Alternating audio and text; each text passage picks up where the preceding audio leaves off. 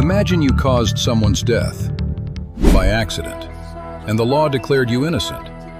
Years passed, and everything was over, until one day, someone decided to punish you, not because they hated you, but because they believed the law had failed, and someone had decided to correct that mistake. The question is, does anyone have the right to play the judge?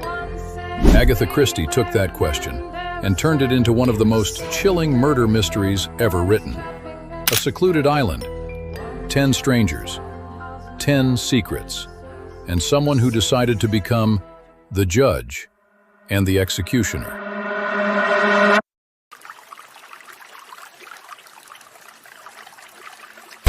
The story begins with 8 complete strangers who seem to have absolutely nothing in common. Each of them receives an invitation to Soldier Island for different reasons: a job opportunity, a vacation, a personal visit, and more. When they arrive, they are welcomed by 2 servants, bringing the total number of people on the island to 10. Things immediately become strange when they discover that the hosts who invited them are nowhere to be found. They're told the owners will arrive the next day. That evening, everyone gathers for dinner. In the center of the dining table sits a collection of 10 small soldier figurines. At the same time, several of the guests recognize a familiar childhood nursery rhyme called 10 Little Soldiers, a rhyme that was deeply familiar to people of that era. But no one thinks much of it. Then suddenly, a gramophone recording begins to play. One by one, every person in the room is accused of committing murder. The room falls completely silent. Shock and fear spread across everyone's faces. They frantically search for where the recording came from and eventually find the gramophone. On the record's label are the words, "Swan Song." The guests gather together and begin comparing the letters that brought them to the island and the crimes they were accused of. With every passing minute, the tension grows stronger. Trust disappears. No one knows who to believe. Eventually, we realize that whoever gathered these people believes in a form of alternative justice, punishing those they consider guilty, even if the law has declared them innocent. That raises an important question. Does anyone have the right to take justice into their own hands? Can someone be legally innocent while still morally guilty? And is the person delivering this justice truly seeking what's right, or simply hiding sadism behind the mask of justice? Tell me what you think in the comments, and keep watching until the end so you can judge every case for yourself.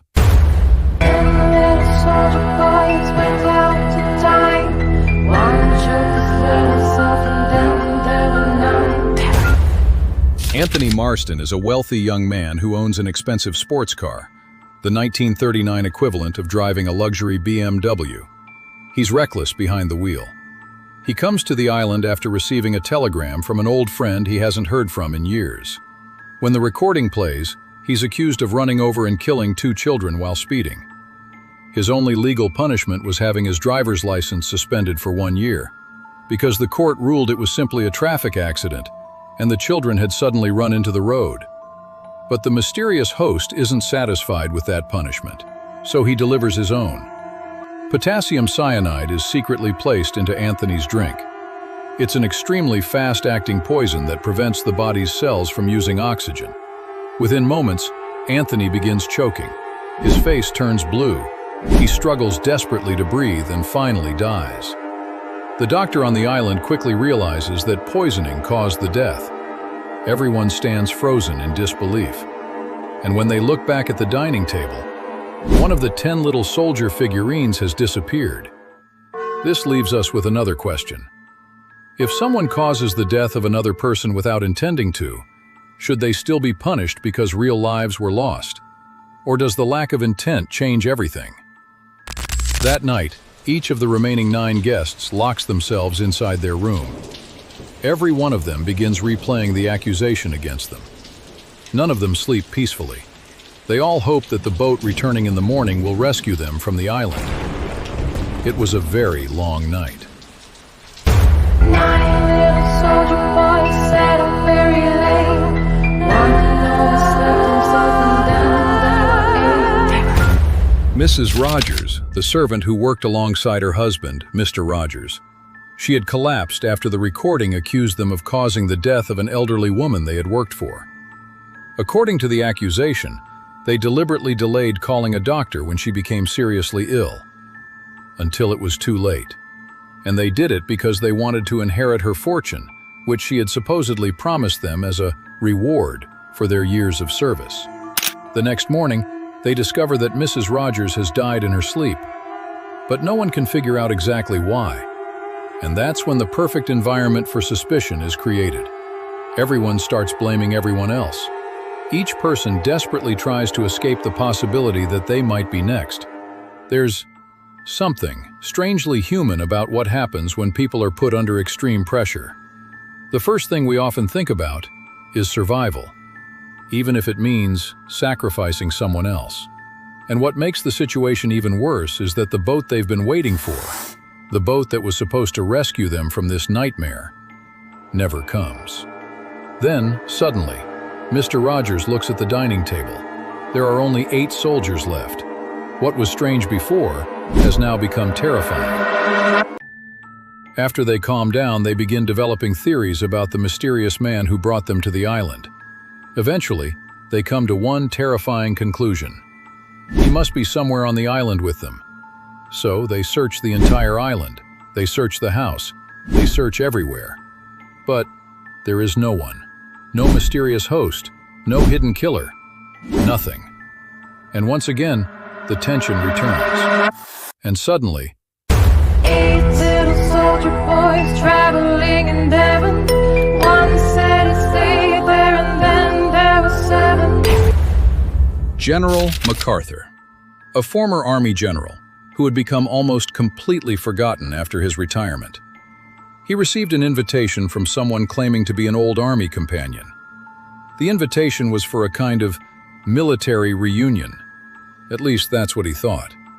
But when the recording plays, he realizes that these aren't memories of his military career. They're memories of his crime. He's accused of deliberately sending an officer under his command on a dangerous reconnaissance mission during wartime, knowing that his chances of surviving were almost non-existent. As a strict military man, General MacArthur takes the accusation calmly. But the deaths of the first 2 victims begin to break him. He gives in to despair. He becomes convinced that his death is inevitable, and he finally admits what he did. The officer he sent to his death was his wife's lover. MacArthur had discovered the affair after his wife accidentally sent a letter to her lover with her husband's address on it. And that discovery drove him to commit the crime. But after everything happened, his wife left him anyway. Just think about that for a moment. Everything General MacArthur did, everything he risked, everything he was willing to sacrifice, was supposedly for the woman he loved. And in the end, she left him. That brings us to one uncomfortable question. Is there anything in life worth taking another person's life for?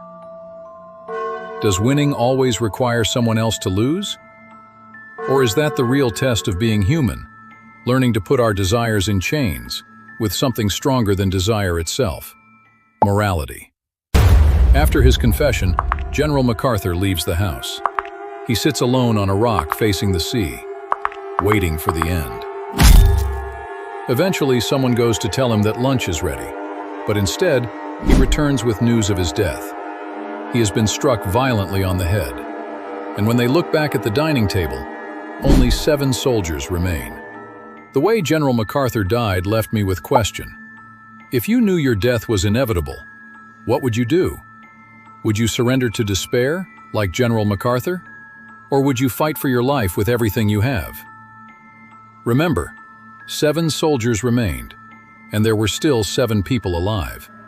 But that wouldn't last for long. And don't forget to hit the like button and follow the channel so you don't miss part 2.